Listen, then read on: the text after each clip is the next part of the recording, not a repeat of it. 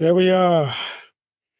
We're back on our weekly show, the Digital Online Streaming Mastery Show, the show that is dedicated to those that want to be real serious players in the space of audio and visual streaming.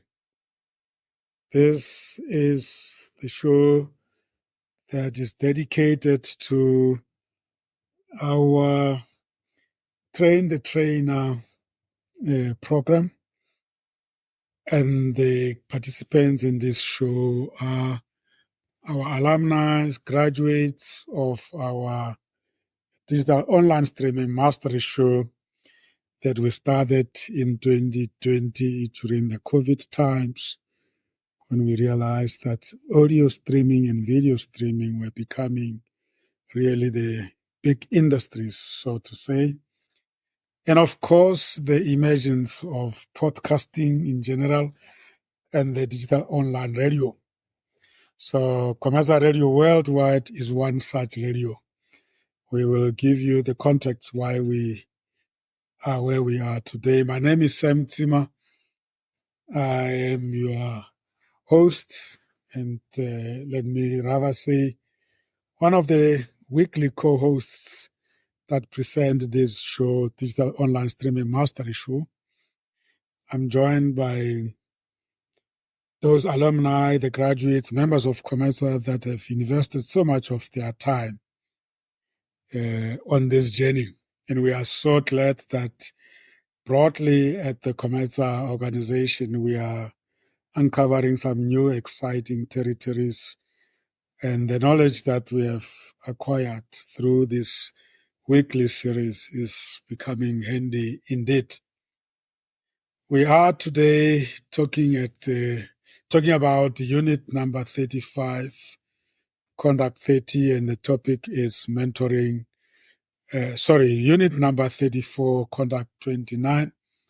And of course, the topic is mentoring, specifically on a topic, meetings and briefings management. A very innocent topic that doesn't really appear to be of great importance. But if you think of it, every one of us, before we do things collectively, we organize a get-together, which we always call meetings. Very, very underrated competency and skill by so many people, and yet a source of so many agony when things don't function. You can relate to very poor management of meetings. This is Commercial Radio Worldwide, the mind, the journey, the destiny. We apply our mind to the journey that takes us to our destiny. Our shows are based on the principle we call the idea. We inform and entertain, develop and educate, empower and support, associate and network. That's the idea. I always say that we are a channel that promotes collective and social learning. That's how I will informally call it. And then I will hasten to say that we are, as co-hosts and listeners of these programs, this show, almost regarding ourselves as mastermind group of common interests that learn together, grow together, and empower others together.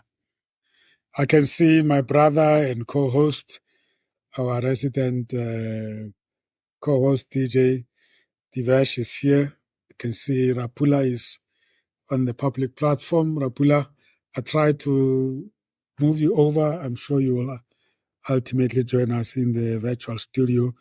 But let me greet my brother here, Divesh. Divesh, greetings to you. How are you doing? Good evening, Sam, and good evening to the listeners. I'm okay, Sam. No complaints.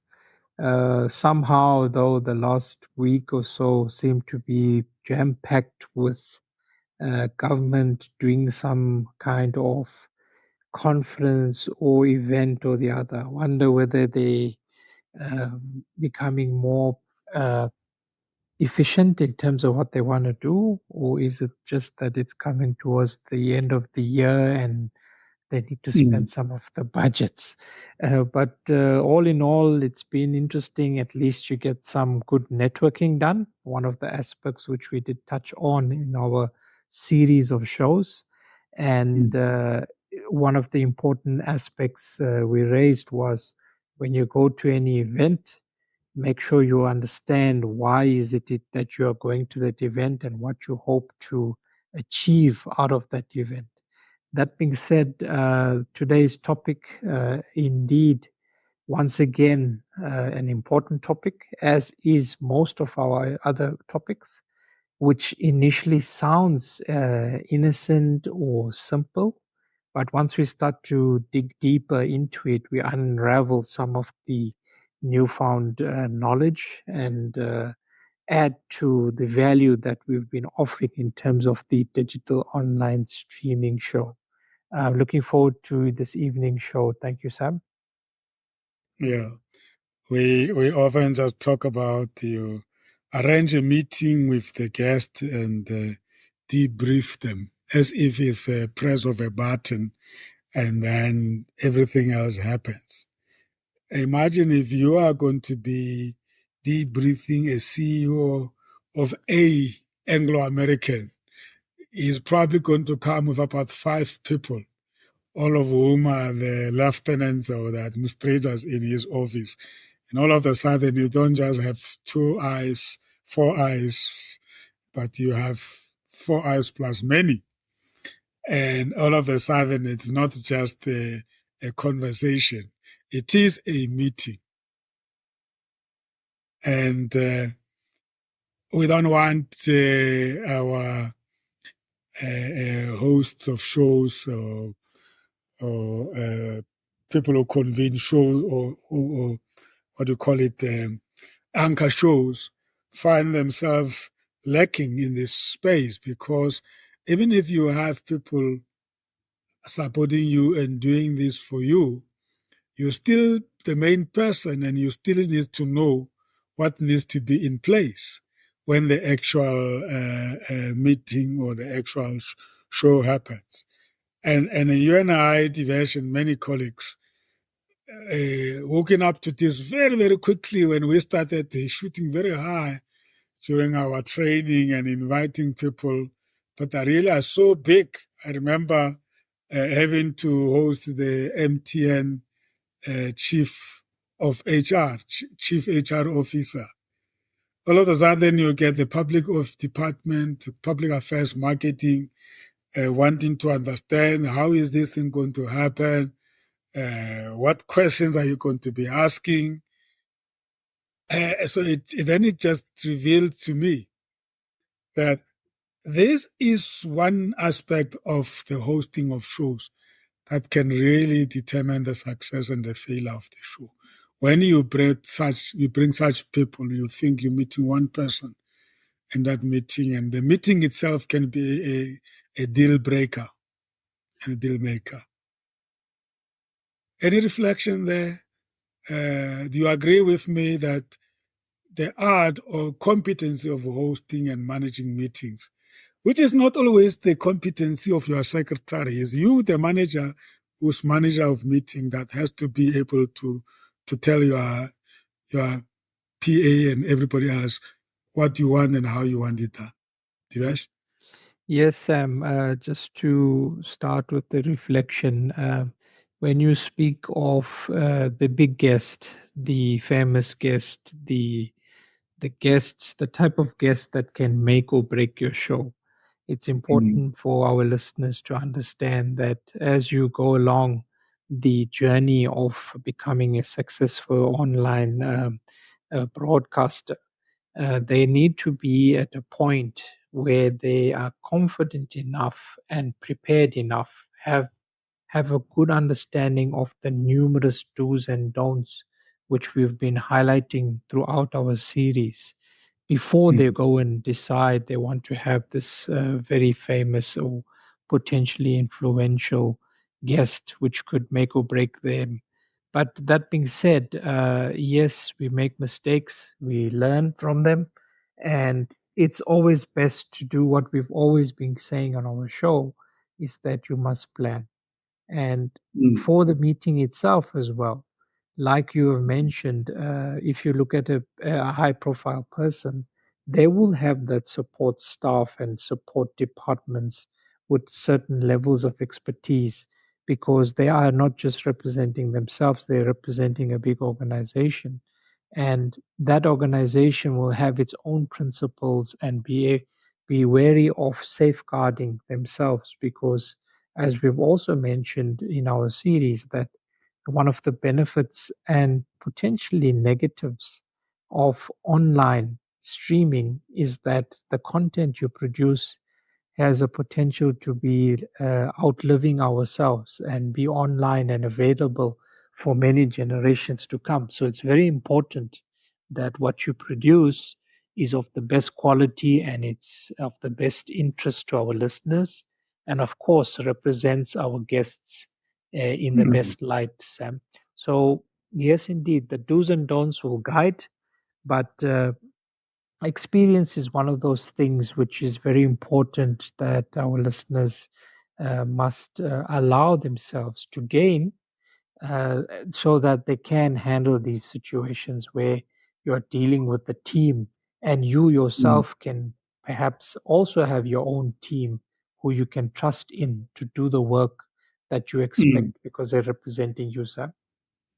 How often, and I know I'm delving already too fast into the meat of the stuff that we're going to discuss, but just I'm going to ask this and leave you with a thought, and I'll ask Rapula to greet our listeners and just check in. How often have you been to a meeting and you find out that the main man or the main woman of that meeting, be the boss, trusted, or let me say, use this word, over trusted her team in getting everything the way she expected it or he expected it. And you are one of the participants in that meeting. You had nothing to do with the planning. You arrived there and you experienced an altercation, sometimes loud, but sometimes very quiet. You can just see that there is something not in place. And the boss is now has called all the organizers to their corner. It's giving them a tongue lashing because something that was supposed to be there is not there. And sometimes you don't even know what it is. But you can be sure that it is definitely a miscommunication between her as the host and the team that had to organize that. Just hold it there and tell me, how many times have you been in that situation? And if you are an observant and a professional person, you know, oh, things are not right. And you even become so affected because you can see that they are now in a serious embarrassment situation. Hold it there, but you'll come back after that. I want us to get into the topic very well and say, why is it so important that a business meeting or any meeting that involves external people, you have to cross all the T's and dot all the I's? Because it is the make or break of what you are about to be involved in. Rapula, let me welcome you with those few words and ask you first to greet people and listeners and introduce yourself. But welcome, my brother. Good evening to the listeners. Good evening, Sam. Good evening, Divesh. I think I'm recovering. I used the word recovery from a Yes. long and tragic weekend, but we are there. We need to move on. We need to show the strength, and we need to be strength also and believe in the strength that we have. So far, I think that's where I am. But I'm soldiering on, Sam, and we are soldiering on. Let me not use I, because once I use I exclude others who are also affected in this whole picture. But let it be. I've been listening, Sam. You before, and maybe Divesh will respond. But let me just also respond to your question you ask. Very often, I use the word very often when such things happen. It's when the team does not understand the importance of the audience. And secondly, you as a leader of that section, it's ideal also to do what you call, sometimes you do what you call it, you check you do what you call pre-checking before the whole thing starts. Let me use one example. On Sunday we're burying my brother-in-law. So Saturday evening we had to go to the wall to go and check the systems if it's working. Even we said to the system guys that even if it's working, you are here 2 hours before the time tomorrow morning to make sure that your speakers are working. Don't have to wait for the speakers to start checking if they're working when the session had to start or church service has to start. So don't do that. So that's one of the things. Even if you trust your soldiers, do your own personal checks before you even leave everything on somebody's hands. Is that art of I won't say mastering, but do pre-checks first and dry run first before you can let it go. Say no, I've done dry runs, because bear in mind you can also do dry runs and something happens when you're to start. But at least you know everything was in place before the time. Yeah. Let me give this background to this. Welcome, Marco. I can see you there. So, in short, we are talking about a meeting being approached as if it's a project, right? And all the aspects of the value chain being addressed, planning and preparing, identifying the participants, choosing the time and place, creating the agenda, setting up the meeting space, incorporating your electronic options, meeting roles and responsibilities, using an agenda, chairing a meeting, how to deal with the disruptions, professionally dealing with personality conflicts, taking minutes and making the most of your meeting using all sorts of activities. So meeting is not just one activity, it's a project of some sort, and for somebody it's a very huge project. Now the question, and that linked into the question that I've asked Divesh to reflect on, how often without knowing you can pick up that something has gone wrong. And sometimes when you listen to the story, you always know. That is when people take it for granted that meeting is a simple thing that is anybody can do, and it's not for everybody. You are working on your first project and have to organize and manage the project kickoff meeting. The questions are, what do you do first? Do you create the agenda or the invitation list? How do you run that meeting? What preparations do you need? And all these are valid and real questions you must address as the meeting manager. So there's no doubt about it that meeting requires skill and technique to achieve their purpose. Disorganized and poorly managed meetings waste time and hurt your credibility as a meeting manager, consistently leaving a poor impression on the attendees that will haunt you if left unchecked. Yeah, so that is a problem statement or a scenario, but let me go back to that practical question that I've asked Divesh to reflect on, because he works in an environment that is, I think, almost on a daily basis is in meetings. So there's a lot to learn from you, Divesh. Yes, indeed, Sam. I think even though you've coin phrased it correctly, it seems a little bit understated when you say we have meetings. These days, it seems to be that you have meetings about meetings, which sometimes becomes very unproductive.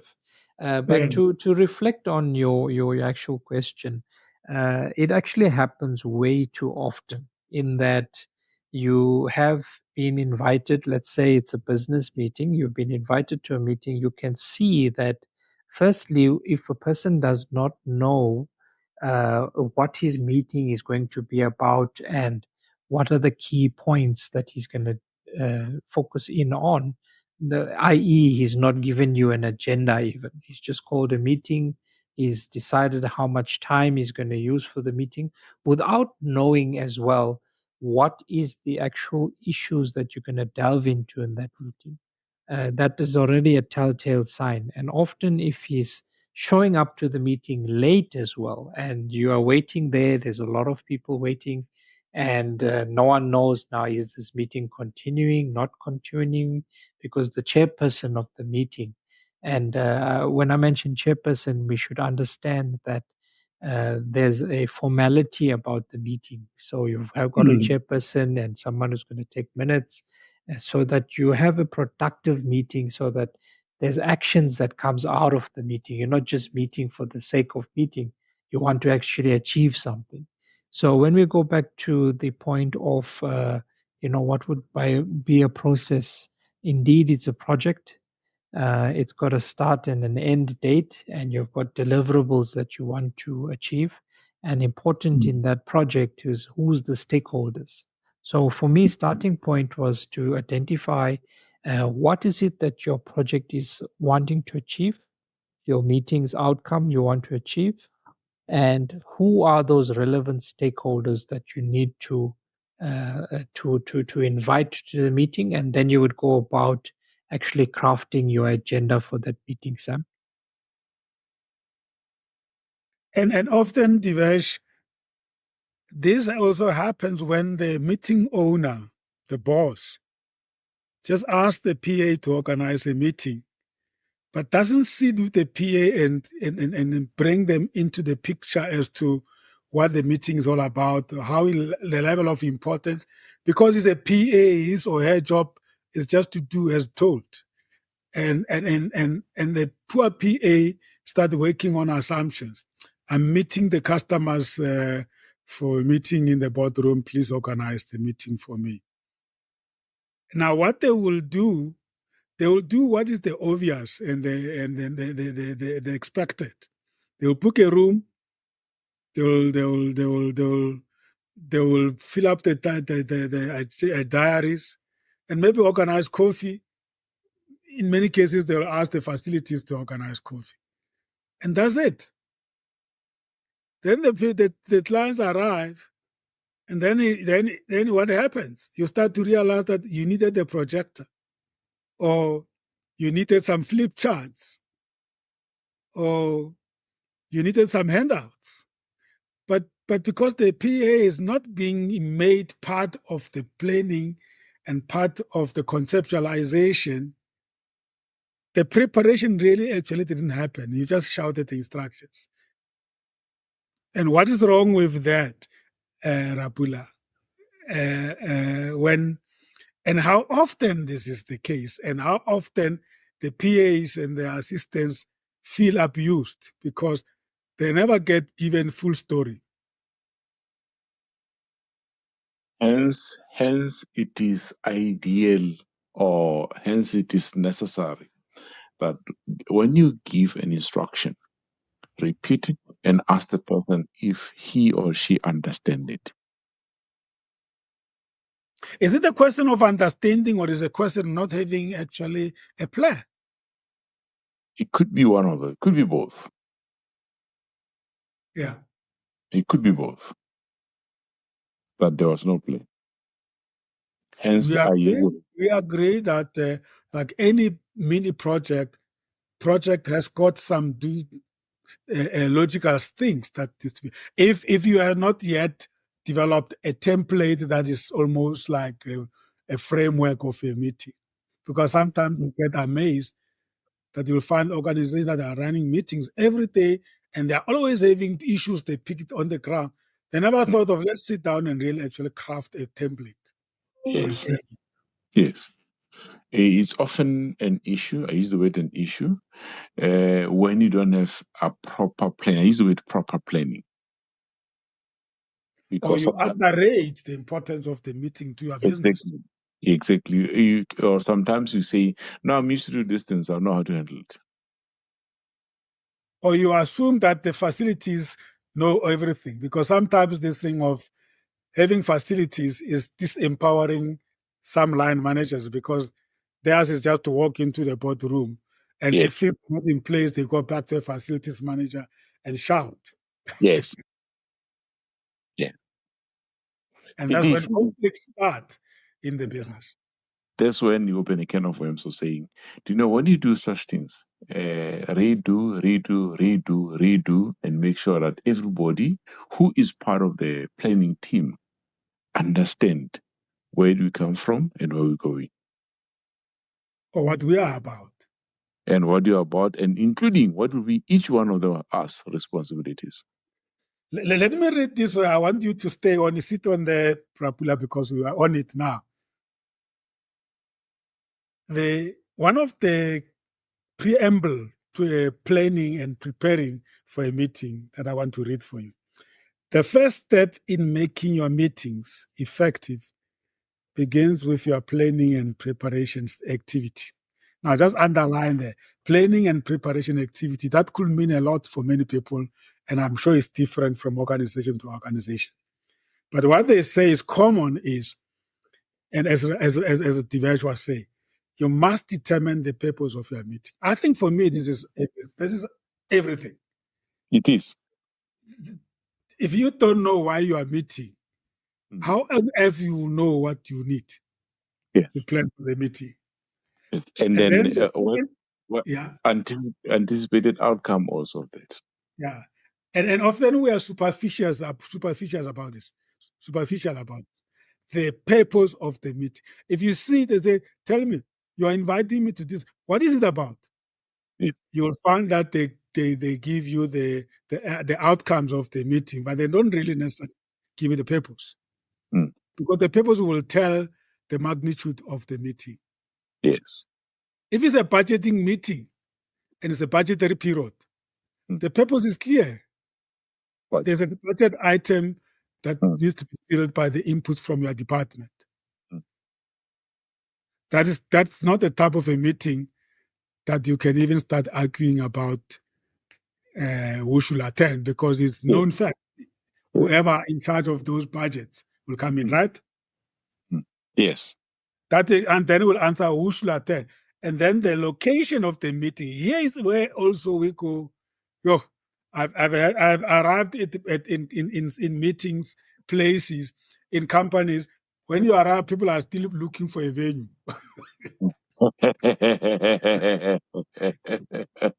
It happens, and it happens sometimes. You get kicked out of the meeting, out of the venue, which you have been allocated. And they said, "Sorry, we need to get a second venue." Yeah, it happens. It happens. And then the next one is that will form the foundation on which you will then build your agenda. So we're actually still talking about the conceptualization of a meeting. Yes. That is where I think a lot get missed, because the conceptualization is wrong. That meeting we are still going to reconstruct it when we are already there. Because we found that they invited the wrong people, because people didn't even know what they are meeting about. And you hear the locals asking you, the guest, what is this meeting about? Somebody will ask you, why am I here? This is an indictment on whoever calls themselves the owners of the meeting. This one, somebody will ask you, I don't know why am I here? Yeah, then they're revealing the politics, the real serious politics. One of those where people just get pulled into meetings without being told, because we just need bumps on the chairs. So that the guests can feel that we have attended to it. Divesh, I see you were dying to say something. Yeah, you were touching on my point I wanted to raise, Sam, the bums on the chair aspect, where sometimes you would require a certain person with certain piece of information that's needed to be shared to the meeting, and maybe even to make a decision in the meeting, but they are not available, and they would just send someone along to sit on the chair, and when they are needed to give input, they say, sorry, I came here at the last minute, so and so sent me here, but I don't even know what I'm coming to. So again, it's a point of, even the guests that you're inviting, you have to have a full understanding of what's expected from them at this meeting, so that even if they're not able to attend, they will send someone who can actually represent them. Often it happens that you can have a meeting and certain elements in the meeting do not get resolved because no information even comes to the meeting, or the person that was invited didn't show up at all. And then you find that that item in your meeting ends up going on for months and months and months, which again is unproductive.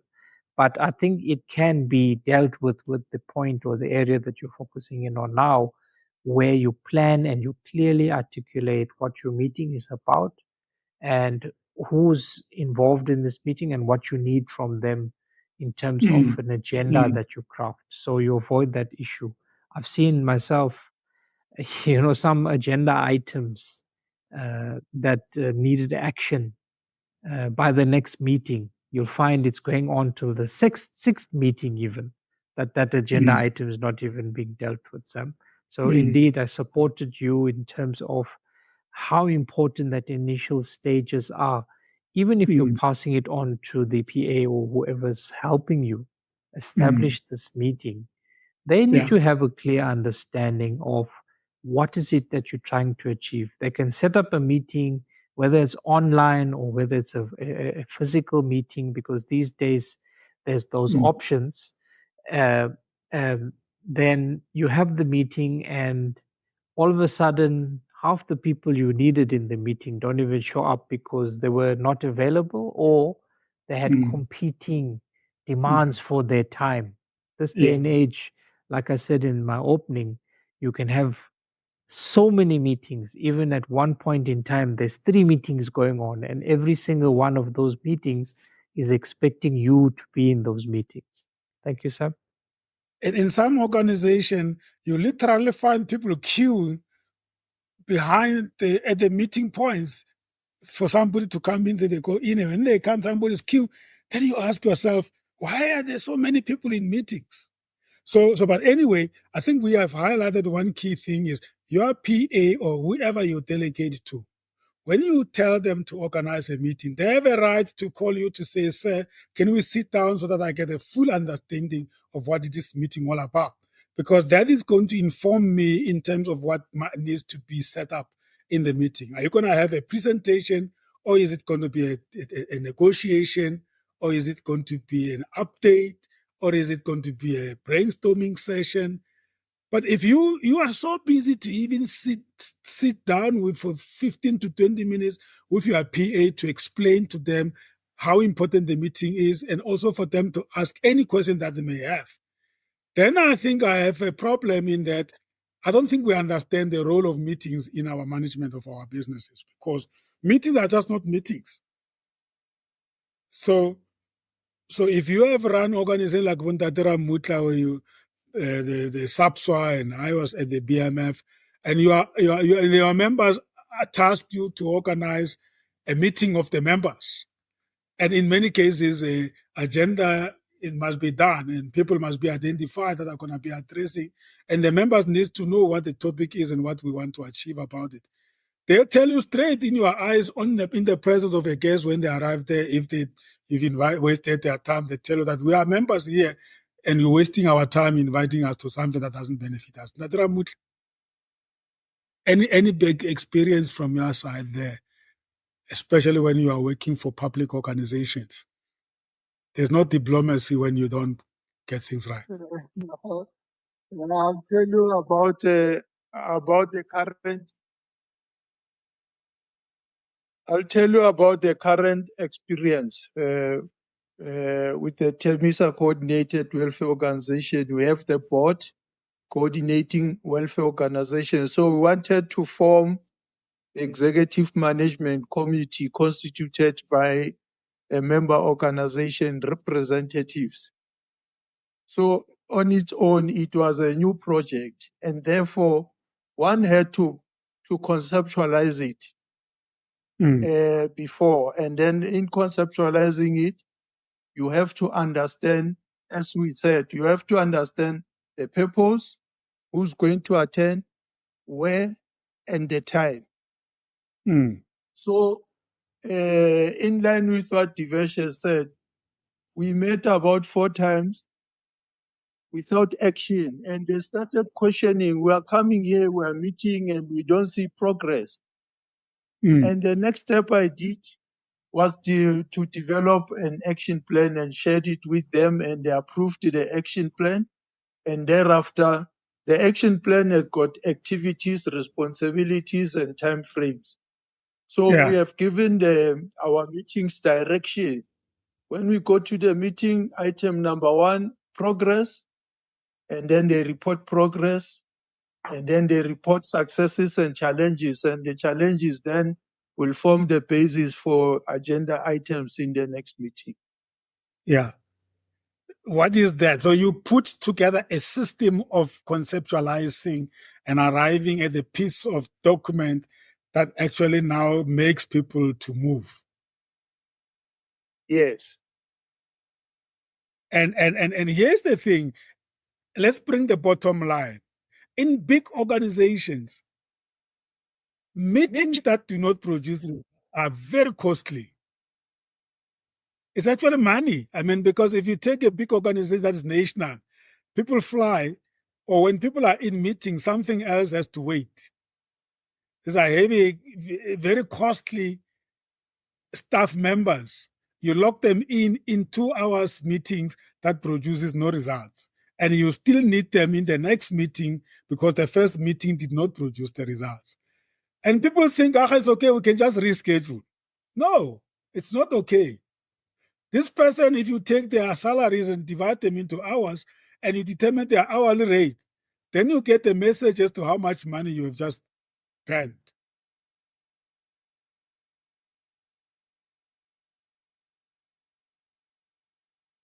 So that's why the purpose is very, very important, because it's the purpose that informs the agenda. And it's the agenda that actually tells you who must attend. And then it's who must attend that tells you whether it's going to be virtual or it's going to be face-to-face. And of course, the number of the people then tells you how big the venue is going to be. And that tells you whether the facilities can give you a venue in a house, or you might have to go to the hotel and book the venue. And once you start going outside, the budget shoots through the roof. So I'm saying the value of meetings to our management of business, my experience tells me that is underestimated, and it's not really put at the right level, because people tend to think that it's just a task that you delegate to a PA and then you meet, and then you say the PA doesn't even have to know what we are all about. That is a self-defeating. So now imagine, as I said at the beginning, you're going to host the CEO of a company at your show. And as I said, those who join us a little bit later, that what happens that if you bring the CEO of a company like Vodacom, he's not going to come alone to a briefing meeting. He's going to come with 5 more people, because this is his whole team. And if you are not organized, they can decide there and there that, you know what, this commercial radio station is not at our level. Next time, don't even answer their calls. So then the reputational risk damage is very high. So yeah. So thanks, Datira Mutla. But then take us back to your days at SAPSA, South African Black Social Workers Association. You hosted gala dinners and annual conferences. Give us the complexity there, Datira Mutla, in such type of organizations. It's complex.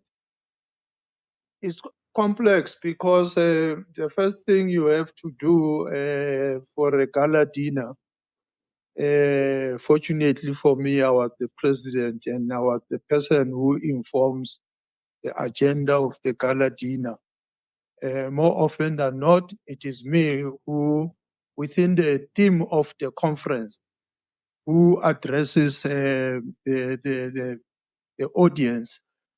I made them laugh and said the president gives the State of the Nation's address, the premier gives the State of the Province address, the president of SAPSWA gives the State of the Organization's address.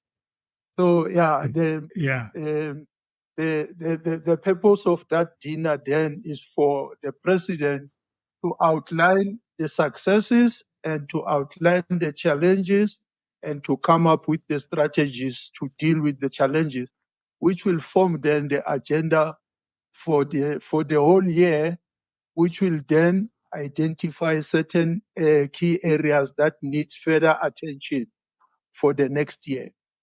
Number one. Number two, obviously, the venue of the dinner is not the venue of the conference. The venue of the dinner is organized differently. It's a very high level place meant for to accommodate the guests on the round tables and set in such a way that they will be able to listen and they will be able to have their refreshments. So there's already Unfortunately, that kind of a dynamic there, and that Ramutla, there's already a dynamic there that we already have two organizing group of people, one for the venue of the conference, one for the venue of the gala dinner, and the people I guess are different. Those who are in the conference, they may happen to be the part of the dinner, but at the dinner you have got now the so-called celebrities arriving. Yes, including yourself, Prasam. You have always been my celebrity. So, Yeah. there are two different settings: the conference setting, and which goes through formalities, and the one for the dinner. And even the purpose for the main conference and the purpose for the dinner are different. And as we have just confirmed, even the delegates for the conference and the delegate are different. The purpose is different. Yeah. Yeah, great stuff. So there's a acronym that is, there's an acronym that is being used here I want to share with you. It's called SOAP, just to help us to think straight. Says that the S is seek topics from your participants if you want them to be part of the purpose. O is organize topics into a list. And then A, assess which topics are relevant to the meeting purpose. And then P, pick the number of relevant topics that will fit into your meeting time. So this is mostly for bigger meetings, but we are saying that the principles are the same. And therefore, if you want to capacitate your team, you are not going to talk them down just because you think the tasks are less important. They are your capacity and they are your extension, and you cannot not have time to be part of the planning of your team. But then let's move on as I welcome Maynard. Maynard, welcome. You are in the eventing business. You must have seen this type of things we are highlighting, that meetings are actually everything. Reflect on that, and hopefully you can give us your own experience as part of the planning. But putting this into context, we were saying that the purpose of our meeting and briefing meetings is to make sure our guest to our show is prepared and we are prepared according to the level of the complexity of that guest. And we are saying that those guests that are briefcase guys, they don't have too many people around them. They will just, if you want to brief them, it will be them coming. But if you are going to be briefing a politician, a president or a premier or a minister, they will even ask you. I've learned this very, very interesting. For the first time when I learned about it, I laughed because first thing they asked, they said, is there a holding room for the minister? I said, what is that? A holding room. Wow. He said, no, this is the room that the minister, when the minister arrives there, he doesn't just arrive into the open conference. He goes into a holding room because he's going to ask you a lot of questions about who's here. What do you want me to do? How do you want me to approach it? And so that makes it even quite fascinating. Can you imagine now your team has not even been made to master their own meetings, and now you are going to ask them to plan a meeting where there's other things that they've never even heard of. And then you said planning meetings is not that critical and you don't value it. And then you just shout instructions down the corridors and meetings happen. Anyway, let me hold it there because I get carried away because I'm trying to make a point to say meetings are your face and they are the beginning of your failure and success. And whether it's done by your PA or not, who is assigned to coordinate that meeting is not a beginning. You need to make sure they understand why them and what you want out of it. And if they command you at that point, because their failure is your failure. I hold it there. Maynard, you sell events. What happens? Oh, wow. No, thanks, and that is and good evening, colleagues, and good evening to our listeners. Yeah, well, myself, I'm in event space, as I already highlighted, and I think our space is actually almost the same, even though unique a bit, whereby we don't actually have much of the PAs and other things.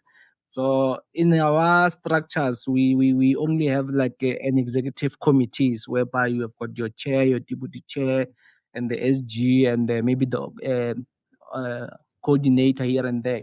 But when we holding meetings, definitely a meeting is a key. And when we are planning for events or a workshop, the coordinator and the SG, they do most of the work in terms of the planning and all those things, of which we are there on the background in terms of the guiding of what is needed and what other things. But like as you mentioned already, that like the planning part of the meeting is a critical stage whereby you said the minister must have a holding room first to get a briefing of what you're going to be interviewed about. And I think that briefing is quite important for that person to know what to expect when he's on air, to be caught off guard, things like that. So you need to prepare and brief him. Because usually the ministers, obviously, you would have maybe communicated with his PA or whoever before to get him through the studio or to get that invite. So you still need to brief him on that holding room, not a Yes. So yes, yeah. So you still need to, you still need to definitely brief him into detail so that he get the gist of what is expected out of him, and then so that he can also feel comfortable with your questions as they come, rather than to come and ambush him there on live. So with us, yes, we do most of the work other than to shift too much planning on the PAs and other people. We still do a lot of the work as an executive committee together with the SG and the coordinators. So, But but we for you, it is a service, right? It's an yes, yes. offering. There is still a account manager in the company that gives you information, and it can happen that the account manager is a PA of a manager, not the manager himself. And if the PA is not capacitated enough to feed the right stuff to you, the provider of service, how do you deal with that dynamic sometimes? When you realize that the manager doesn't actually empower the PAs and the people are supposed to be your counterparts, and then it affects the quality of the meeting or the conference that you are putting together. No, definitely, like if there is no coordination between the manager and the PA himself, we end up getting a challenge whereby maybe we get less information from the PA because she doesn't know what is expected or what needs to be done, and later on the last hour you realize no, this was supposed to be done the other way around instead when the manager comes maybe on the later stage. But I think that poses a big risk if the PA doesn't have much info or is not fitted with the whole scope of work of what needs to be done. It poses a big risk. It affects the quality of your ultimate product. Big time. Great. So at least we just want to demonstrate the practical realities because we see these things happening every day, and what was supposed to be a great event, it ends up being an agony because the rest of you are trying to enjoy and people in the background are sweating, and it's not necessary. Yeah, I agree with you, Maynard. Planning is critical. So now there's also aspect of we touch on what you require for your meeting. And the bigger the number of people and the diversity of the contributors, the more the type of requirements that you will need. Stationery, the handouts, and the writing equipment, and other special requests that you may have. But let's talk about now you have planned, and comes the point where now you are sending invitations, of which the outcome is the response and the number of people that come. What often goes wrong there, Divesh? They tell you, we have invited so many people. Maybe 50 people invited, only 20 people pitch up, if you are lucky. Well, Sam, the dynamics involved in that kind of scenario depends as well on what kind of event or what kind of meeting it was. If it's a business meeting, if it was taking place in a face-to-face environment, these days it seems that most people don't want to attend with regards to a face-to-face event. They are concerned with driving in traffic. They're concerned with being able to find parking and the drive back home from that meeting. If it's an online event, it could be an issue with regards to not taking cognizance of their availability and scheduling a meeting when they were unable to join your meeting because of other commitments. And if you're looking at an event, which is what we were talking about just now, it could be that you just was insensitive about the timing of the event. Maybe it was during, for example, just an arbitrary example. Maybe the Bafana was playing, or the rugby was on, and people opted to rather watch rugby and go to a rugby event than to come to your event, which was looking at something less glamorous to what they had as options at the time.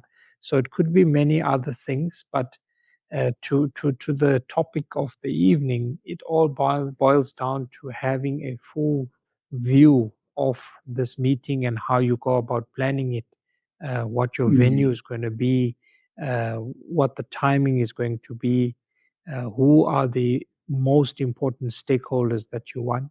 If the number of attendees for that event is of critical importance to get the impetus of that event, then you got to look at what other things are happening around that time and how that could impact on your guests that you're bringing in, Sam. Exactly. I mean, it's a state of the nation address, and you expect people to come to a gala dinner. It's not going to happen. Well, that example, Sam, you might actually be surprised that people will come for the food rather than listening to the live speech. Just record the speech and have the food now, and watch the speech later on. Yeah. It's a hard sell for a face-to-face meeting today, which means then, because it's a hard sell, then it's one of the meetings that you need to actually be very technical about it. Because what brings people to a session is not just one thing, it's many aspects. And we also talk about how that invitation is sent out. What is said in that invitation? In fact, we're talking about locking them into committing to come. And Divesh, you touch on something very important. If I'm going to be choosing to go to a face-to-face, the logistical arrangement must not be a nightmare for me. I mustn't find myself not knowing very well I'm not going to have parking, and many other things that you require for a physical meeting, which you may not require for the virtual meeting. For instance, if it's a national meeting, now I have to grapple with the challenges of booking the flight. And then I have to see for myself that somebody drops me at the airport and somebody picks me up at the airport, and I have to do that myself. And then I have to complete the menu preferences and all sorts of things. All those things, if they're not taken care of and they are not made it easy for me to come, if I'm the type of a person that have a choice, I'm going to think twice about it and decide that I'm not going. And if the meeting is only face to face, then you are bound to have a very lesser attendance. Or if it's a face to face for hybrid, you could end up having everybody going on to the video conferencing. And the problem with that is that then the venue where you are streaming from will be showing empty desks. I mean, I've seen meetings where they expected 50 people to come to the face-to-face and 100 people to be in the virtual. Then you have got 125 people virtual and only 25 people in the face-to-face. It looks very bad.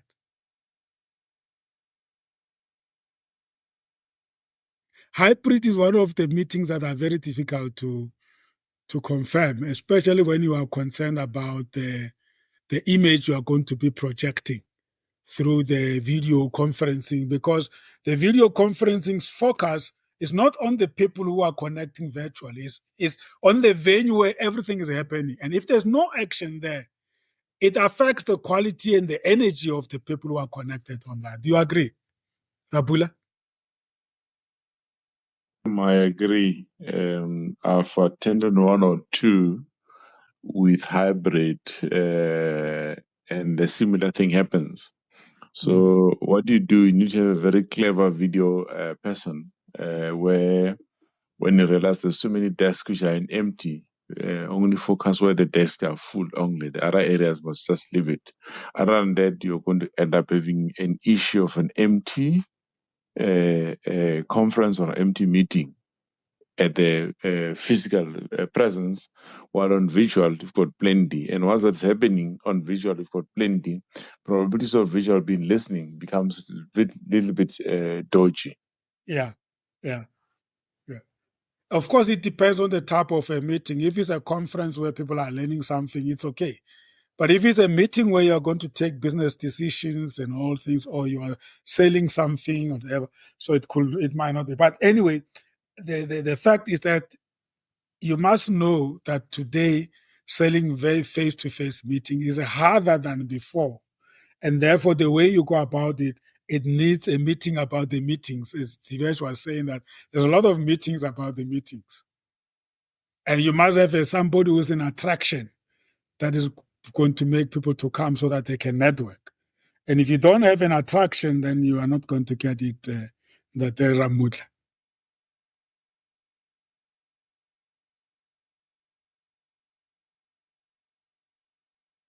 Yeah. So that's the dynamics of the model. Yeah.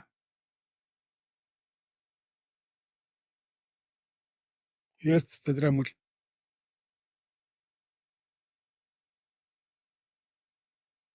Yes, Divesh? Rasem, this is a Mm. dynamic that we are observing in the very same meeting I told you about forming the executive management committee.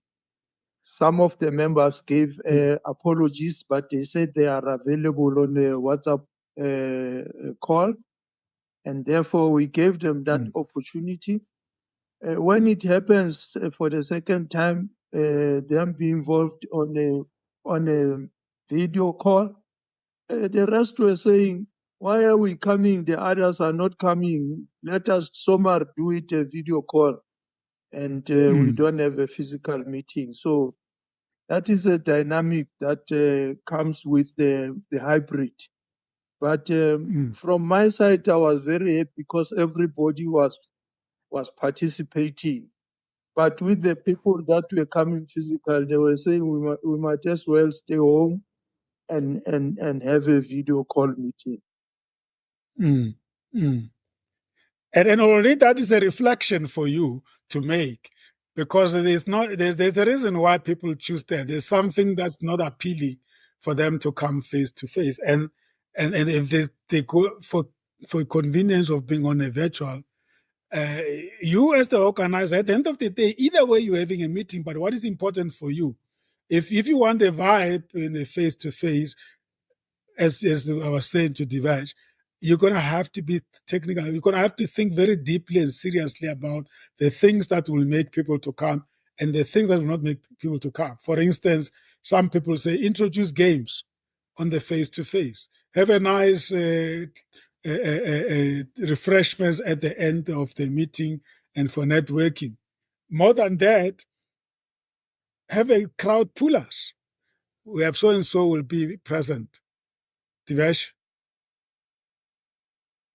Events I go to, especially technology related ones, the hook they use is they're always giving you little gadgets and trinkets, and people just go for those events just to collect those little gadgets. And sometimes you get these prize giving, so they Yeah. keep you in the little side events where at the end of that presentation they would have a quiz show or some kind of a poll, and then they give out gifts. So as the years go by, when I attend these events, they keep growing in terms of numbers because a large amount of people go there because they say, we're going to get these little gifts and trinkets, and they actually go for those face-to-face ones. Yeah, absolutely, absolutely. Or take the meeting out of the city center and let it locate somewhere where it's quite a pleasure to drive to. Indeed. So we are saying that the meetings have become very, very important because we're talking both virtual and hybrid and you name it. So now if we were to go back to the old way, the setting up of the meeting space. Now, from a coaching point of view, a meeting space is everything. And now meeting space means also the platform you use. Microsoft Teams or Google Meet or Zoom is a meeting place. And the friendliness of that meeting place. You're going to have to be concerned upfront as to whether the person that you are meeting is able to operate the platform to launch the meeting.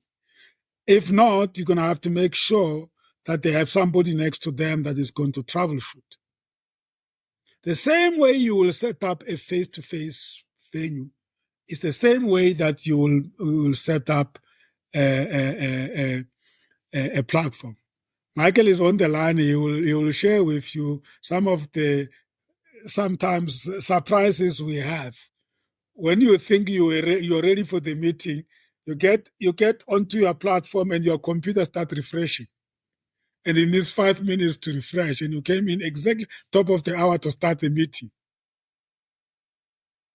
And now you're sitting there, you're going to be late by 5 minutes. And if you are not the only one for that meeting, you can't send the apology to say, my computer is refreshing. So what does that tell you? The same way you arrive 20 minutes at the venue, that means you need to log in, switch on your computer 15, 20 minutes before, because your computer is going to be updating the software is in the background, and all those apps, they're going to delay you. And that is something that I found quite very interesting that we take for granted. And then, of course, the basic essentials. If it's face-to-face, simple things like sweets on the desk, water on the desk, PA system, projector. I used to have a lady called Portia who was managing my office before Michael came. And we developed a template, and we used to laugh because simple thing like booking the venue and then forgetting those things. And then I'll say to her, you did not use your checklist. That's why you forgot about water. Because it's a very slight thing, but first thing when the guests arrive, they ask for a glass of water, a bottle of water. I said, but why didn't you put water on the desk? So for our people who work for us, who support us to be good hosts, these things are very, very important. And yes, they look very light, but they actually affect the quality of our meetings. Something like verifying the temperature of the room. Something we take for granted. For some people, that's important. if a guest is coming for the first time, make sure that the venue is right at the entrance, not right at the back. Like this particular client or partner person I was visiting, they put the whole venue right at it was a campus. They put the whole venue right at the back. I even went to go outside the campus. I was like, phew. So these people didn't really think of the fact that I don't know this place. But those are the things happen when you don't empower the people that organize meetings for you, because for them it's their full-time job. You hired them for that. And they can service you very well if you engage on this thing. So that is the basic essentials. I like the concept of the final touches, the extra touches. This, I've seen it happening with those who are truly professional. Maybe Maynard, you may talk there. Let me read the list and tell me how have you experienced. They call them the extra touches, which make your meeting more meaningful to your participants. And one of those is like, in other words, you've gone through a checklist, you've gone through your plan, and then 2-3 hours before the meeting, some people even the day before, if it's a big meeting that goes days, you arrive at the venue, you do what they call final touches. Things like name tags being there, table with the name tags, projector on with a welcome message illuminated on the screen, signage outside the meeting room, which indicates that this company is here. There you are, keepsake. They call them keepsake, memento, that you're going to be giving the presents. Organizing music before the start and during breaks. Folders with all meeting materials, agenda, handouts on the table. Posters or visual aids posted around the meeting. Video playing relevant materials on the screen. And then I laugh at this one, coat rack during winter months. So they're basically saying that, yes, you have a checklist, which is a bare minimum you must go through. But if you are really an expert and a good host of business meetings, and you are the person responsible for it, you after everything has been set up, people like Maynard, who are events managers, have done it, you still have to come and do finishing touches. And I often have found that a lot of things get rectified. For instance, when I run Lekgotla has to be in a circle. And then sometimes I come 2 hours before, I found that they put the chairs in a classroom style. I said, no. Take out the tables. I don't need them. I need a cycle. We are running a Lekgotla here. You remember? And then if we come 2 hours before, you still have time to rectify those things. Those are called the finishing touches in the Dramut. Yes, indeed, Pratham. Most often than not, when we come to the Lekgotla venue, we find you and Michael having arrived an hour or 2 hours before to make sure that everything is set. And when we arrive at the entrance, the refreshments are already there before we enter the main hall. I really appreciated the way how organized you, Michael, and your team were, because when we arrived there, everything is ready. The projector is there. Refreshments are there. The chairs and there's a lot of music in the room. Yes, the chairs are they are not in a classroom shape. And when we finish with our refreshments, we are ready to start. The guest speakers are there. Everybody, the full organization is done. Yeah. And the argument here is that these things are just not nice to have. They are part of your meeting and they enrich the quality of your meetings. And yet we focus too much on the actual content of meetings and we forget these little things that actually give the picture and the image of your meeting and actually make people want to be there. People wake up very early in the morning, they couldn't have coffee, and they arrive at the venue, they are told that there will be coffee time at 10 o'clock. They're like, phew, this is a long wait. So yeah, absolutely. Yeah. I was saying even the mini lekgotla arrangements, when we go to the venues of the mini lekgotla, you find that they are arranged beforehand. You don't Yeah. arrange them whilst you are there. No. You arrange them beforehand. So yeah, it was a very good organizing system. I looked at the checklist. I still have it here. It's a very big document, and Vuposhia and them and Michael, they will work on it for the whole week. One of the key things that used to be a must-have will then be the actual confirmations of attendees, because that keeps on changing. And that determined the number of mini lekgotlas that we have. Great stuff. So that was it about setting the place. Now let's talk about the strategic importance, Rabula and Divesh, of the seating arrangements. I've seen a recent picture of somebody that was facilitating strategy, and the seating arrangement was a classroom setup. And I was asking myself, a strategy discussion, and you're sitting like you're in a classroom. What is wrong with that? Rabula. Sam, some, yeah, you can control it, some you can't control it. And especially, I'm going to refer to the issue of the classroom because, I've been taught an issue of lekgotla, which is more like a secular face to one another. Yeah. And very often, like right now, this evening, I was speaking to one of my peer. We're supposed to go to Northwest and facilitate a strategic session. And as you speak right now, they can't give us an appointment letter because of various factors. So you find that your planning is done the night or the morning before the session starts because of the dependency on other areas, not what you depend on yourself. So when you arrive at the venue, also the venue is designed the way they want to design it. You can try to change it, but the changes are becoming very, very minimal. Yeah, because they made that not negotiable, right? Exactly. Because the reality is that if meetings is a critical element of your element of your critical path of delivering a product.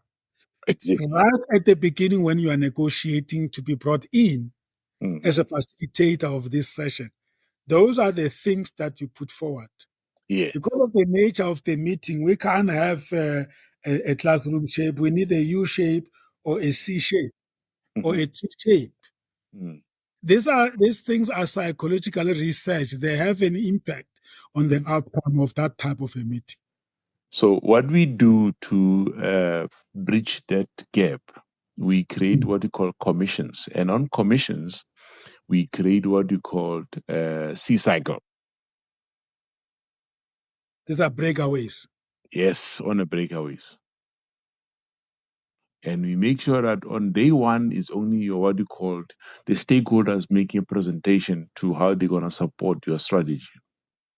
And however, towards the end of day one, we create what we called breakaway rooms. And on the breakaway rooms, then we decide. They don't decide, we decide. Then we go on the C cycle, on the C shapes. No, that's wonderful. That means actually those are two different types of meetings, right? Because on the day one, you get the principals coming to give you marching orders. Yeah. So they basically do a presentation, right? Exactly. That's fine. That you can have a classroom set up and they're going to leave you behind and then they go away. And now you workshop the element, the strategy, the team. Now they basically hand over to you, right? Yes. Yeah, no, absolutely. That's wonderful. But what we are saying is that not every sitting arrangement is suitable for every meeting. But as a facilitator, if you're given the chance to change, do it. Do it. Because it has an implication on the outcome and the productivity of your meeting. And ultimately your deliverables. Exactly. Now you are agreeing that meetings and setting arrangements, they are critical part of your value chain delivery. So you can't just say because they don't provide and then you get stuck with it. You will see the product that is going to be affected by that, Divesh. Yes, Sam, I wanted to also touch on the point you just raised in terms of being having the correct kind of setup for the type of meeting that you're having, the type of event that you're having. Sometimes, yes, it necessitates a classroom uh, type of setup where you would have a person disseminating, maybe it's the manager or the captain of the police station or whatever the case may be, disseminating some information and instructions to them. If you're in that environment, there are important things that you need to take into consideration. For example, if there's a projector that's being used, make sure it's legible to all the people that's looking at the presentation, and making sure that the person presenting it knows what's actually behind. Often you find that someone is going on about the presentation, but the presentation is not even showing, or the slides are not even moving. Again, in my experience, most of the meetings takes place in a more boardroom-like type of setup, where you'd have the chair of the meeting sitting at the head of the table. Uh, the presentation as well would you most likely be facing away from him, and the boardroom has to be set up so that if someone is being, or if something is being presented, everyone in the boardroom should be able to see what's being presented. Again, more in tune with our online streaming. If we were to do a visual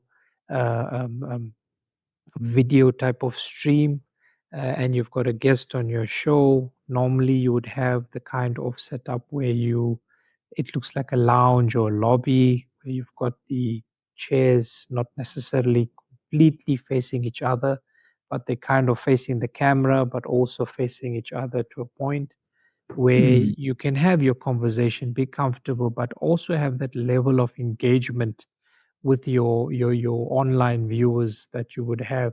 So your camera that's facing you, and you obviously got to pay attention to your guest by having the visual cues, looking at them, uh, talking to them with your eyes, contact being made, and of course you've got to also be cognizant of your viewers out there who also need your attention. So depending on the type of event, the type of meeting that's taking place, the setup could be very different. One works for the other, but may not work for something else, and vice versa. Indeed. And it is basically, we are saying that there's no one standard fits all, but there is only consciousness and awareness that is informed by the type of meeting and the objectives you want to achieve. So I think the point is made here, and I'm looking at time so that we can reflect and share some takeaways. The point is made, and that is, I think we over-delegate sometimes the responsibility, which is not to say that we have to do the task ourselves, but people who are delegated to do this task for us, they need to be given full mandate. They need to be taken seriously as our partners.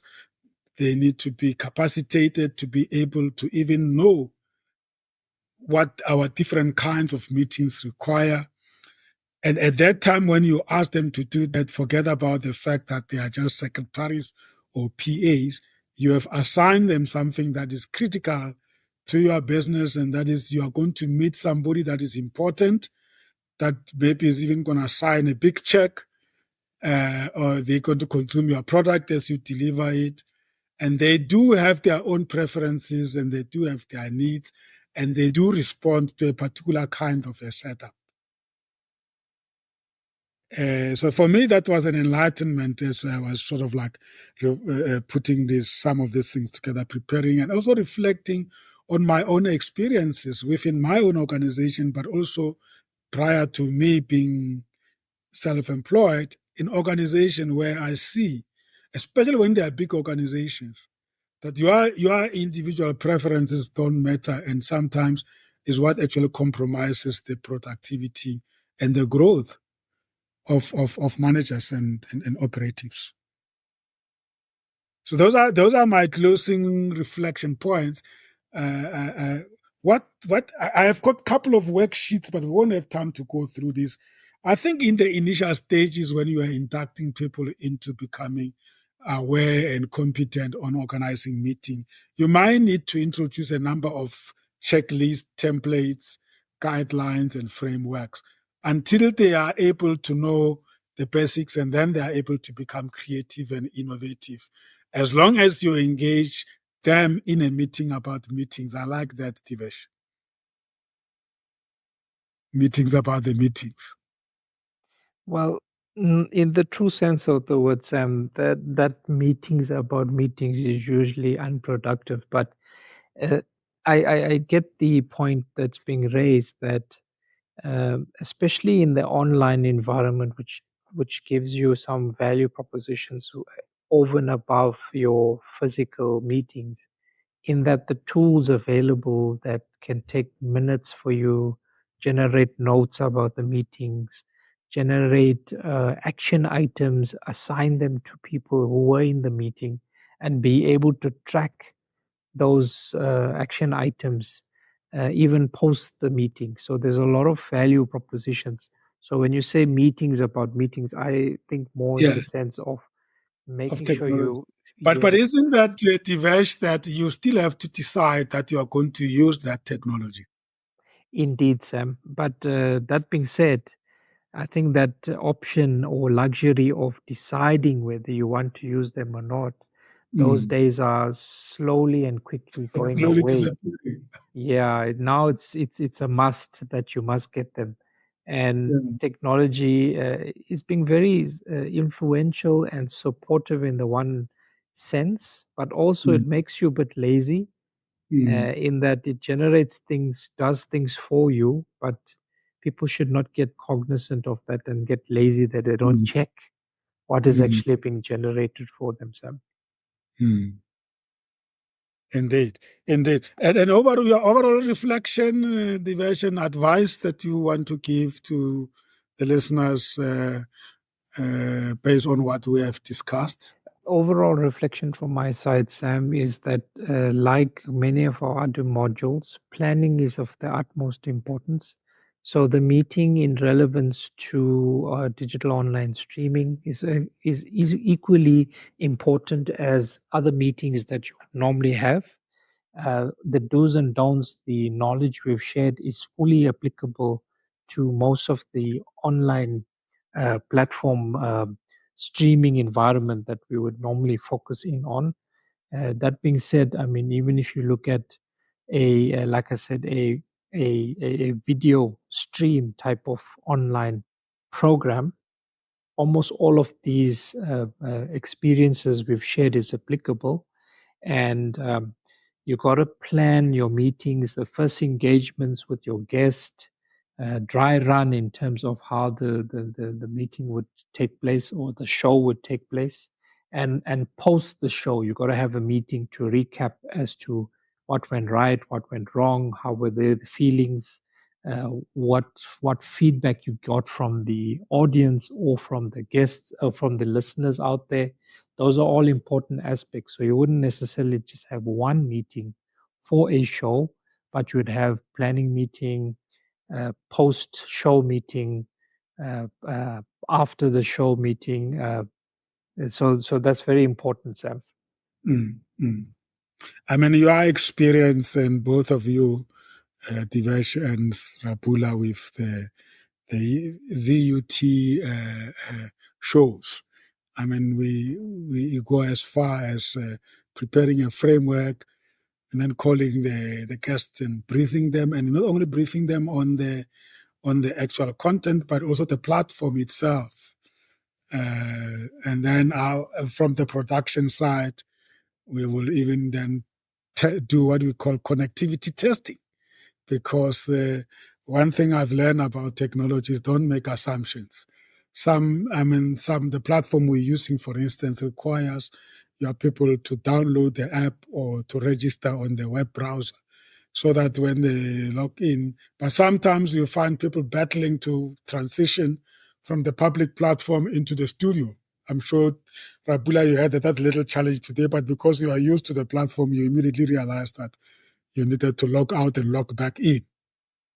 So somebody who's just a once-off guest can be set off by something like that. So it's those things have to be taken into account in advance. Over to you, Rapula, to reflect and also share with us what you think should be takeaways and what can we do to make these things I think, Sam, manageable. where I'm sitting in my takeaway is, as I normally say, is practice, practice, practice, practice. As a facilitator, where you can control, acknowledge, and manage, where you can control, make sure that you get the maximum from facilitation.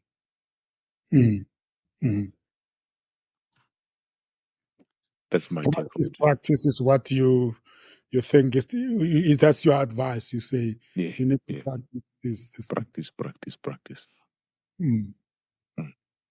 Beautiful. Maynard, what's your reflection and what are you taking away and what's your advice?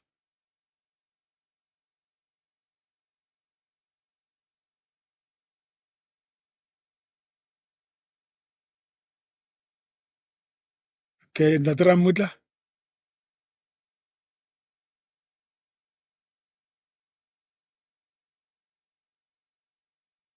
Yes, Pastor.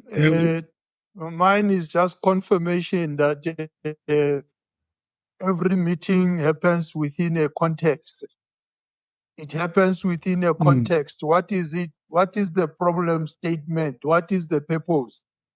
What is it that we want to achieve? And today there's a confirmation that block is another template for meetings, planning, leading, organizing, and control. Because we learned tonight about the dynamics that happens within the planning. And we also learned the dynamics around leading. Leadership, it's for you to conceptualize the meeting and the purpose of the meeting and to delegate and to keep checking so that the cracks that might happen in the organizing, you are able to see them before you go to the meeting. Control, obviously, when you are at the meeting, you must make sure that everything is in order. The speakers that have been invited, the guests that have been invited, the tools that are to be used are all in place. That will be my confirmation for tonight. Beautiful. Thank you for that giveaway.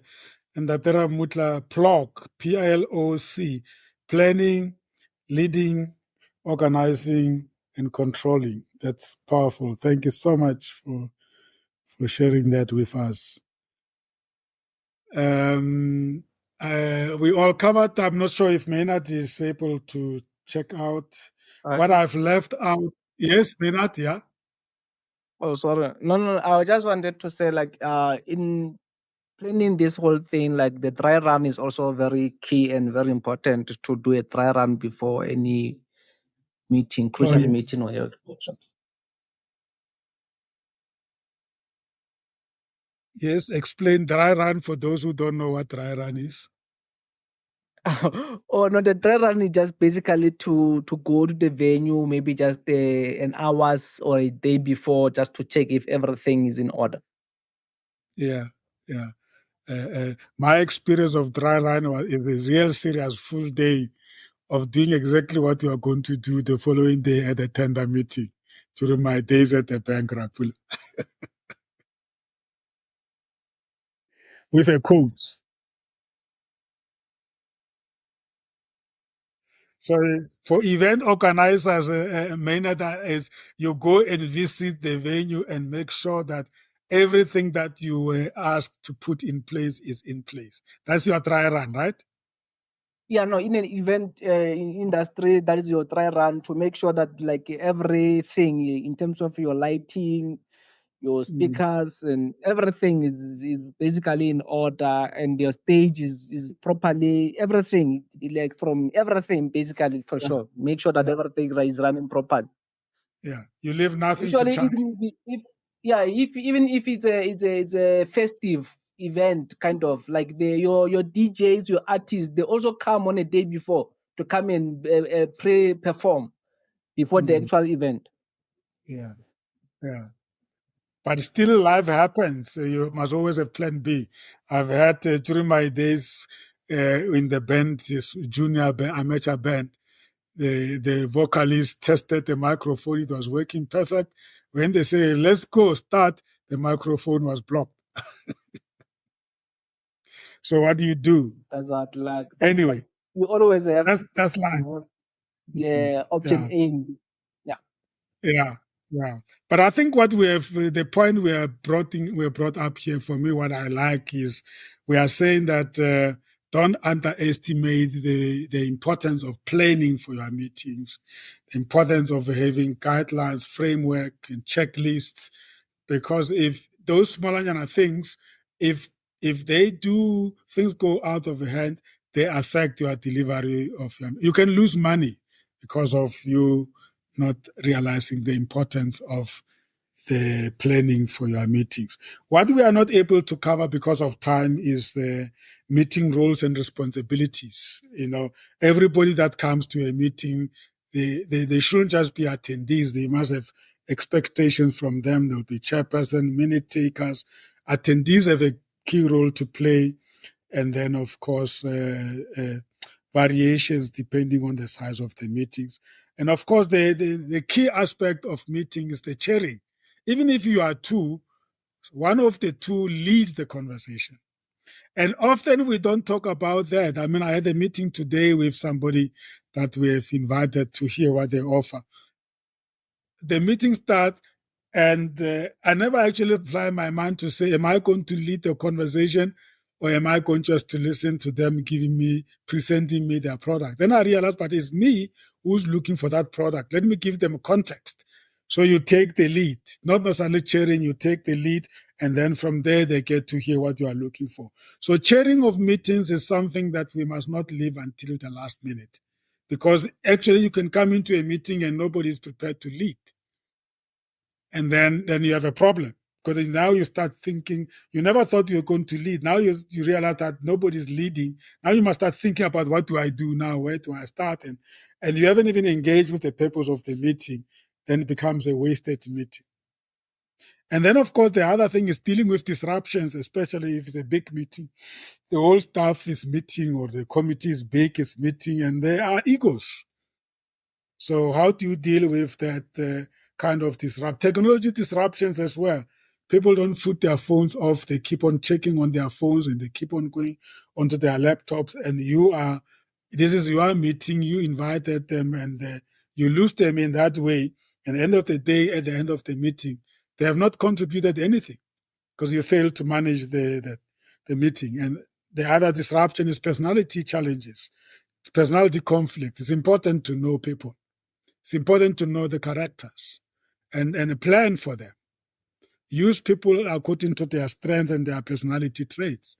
Once you start losing people to their phones and the laptops and other things, that's feedback to you that you have not actually put the team according to their strengths. They are disinterested and they just want the meeting to finish.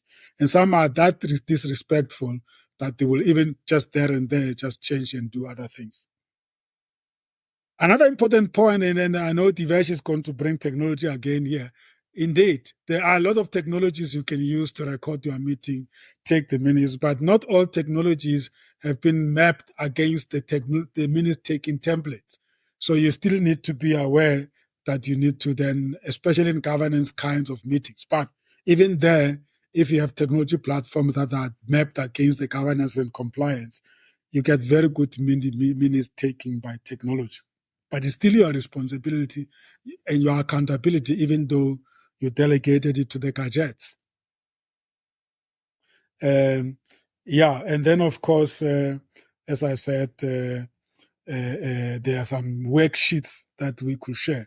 And of course, the other thing is the technology, as Divesh spoke about. There's a lot of technologies that sometimes are used unnecessarily. There's a caution here that if you don't need technology, don't force it. but Diverge argues and say, but it's no longer an option. So therefore, you better make sure that all of you are trained on these technologies, because companies invest massively in these things and expect people to participate in the digital transformation strategy of shifting the company from manual to digital transition. But in that day when you're having a meeting and you are caught up by demands and you haven't been trained enough to deliver using that technology, if you can, don't pretend to be able to do it. Rather, get somebody to be on a standby to help you deal with disruptions that are caused by technology.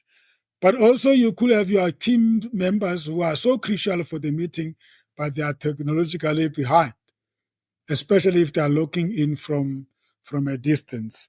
You better make sure that there is somebody that helps them, especially if you know their importance and their contribution is needed. We spoke about video conferencing and its dilemma, but there are also platforms like web-based meeting programs like Zoom and Microsoft. Those guys update their products almost every day, and they don't always announce, or if they announce or they send software to update and you miss it, you wonder, sometimes you want to go onto your platform and then things have changed. Again, it tells us that you have to plan, even if you know that you know these things. Planning is the only insurance that you can have, especially if you involve external people in your meeting, because there you are the eyes and the ears and the ambassador of your own company in front of strangers. You could actually end up damaging the reputation of your organization. So from today onwards, I do hope that we will never again underestimate the importance of planning for your meetings, no matter how small they are, whether they're internal or external. The habit of planning and checking things in advance is always beneficial to us as leaders of business. Thank you, colleagues. Once again, very, very helpful for our digital online streaming mastery show. The context was that you invite guests who might need you to brief them. And if the guests are high prominent people, you are going to have to plan with their teams, not only them. You wanted to say something, Rabula? No, I want to say goodbye. Thanks very much, Sam. All right, thank you. So, yes, just a quick reminder, next week we are forging ahead, colleagues. We are heading towards the target of Unit 40. Next week we are meeting in Unit, on Tuesday, same time, Unit number 35, Conduct 30. This is about the being the master of news and media. We are saying that as a host of shows, it's very important always to know what's going on in the media and always be up to date. Become adept in media and public relations to enhance your show's profile. Dive into PR strategies we are going to look into content package under media and public relations. I think we are the players in that space, even though we could have a sort of like confined approach, but nevertheless, because we are producing for public podcasts and all those, so we are in the media and public relations space. And Diverge, this space is highly impacted by technology today. We produce something now, within 5 minutes is going viral, is already trending somewhere. We spoke about the podcasters who are now really the real disseminators of disseminators and the multipliers of the content that get distributed by the traditional media houses like CNN, NBC, and British, what is it called, BBCs and Al Jazeera. So those are just traditional media houses that break the stories up, but the streamers take the stories, package it, invite subject matter experts, analyze it, and multiply it. We are in a very dynamic sector, to be honest, and I think I'm grateful that we took this journey, because our awareness of those do's and don'ts is really giving us the confidence that you hear us expressing in this show. So I'm grateful for that. Thank you so much. Yeah, that was our weekly Tuesdays digital online streaming mastery show whose aim is to capacitate us, the role players in the digital streaming business, either for audio or video. We are saying that there's a lot of do's and don'ts that we need to be aware of. And it's from here that we can land into even much more serious media platforms, media houses with this knowledge. Certainly, we are marching towards concluding with Unit 40 very soon.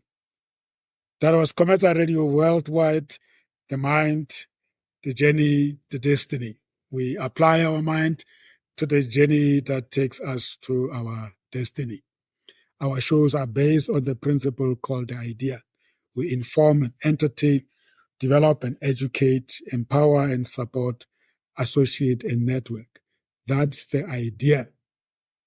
The content of this show will be made available very soon, within 24 hours, at insightsonlinepodcast.com. Also available on Apple Podcast, Spotify, Amazon Music, and many other platforms. Even Samsung Podcasts, you can get it. So, yeah, thank you, Divesh, Motilal, Rabula Mulivani, Franz Ramutla, Maynard Maisela. Those are my co-hosts, the resident anchors of Commercial Radio Worldwide, great contributors and graduates of our digital online streaming mastery shows. We are pros. We are available for anyone who wants us to hold the spaces to help them develop the same insights that we have built over so many months. Thank you, colleagues, as always, much appreciated. And we'll see you next week, Tuesday, same time, when we handle unit number 35, Conduct 30. Goodbye, and you take care.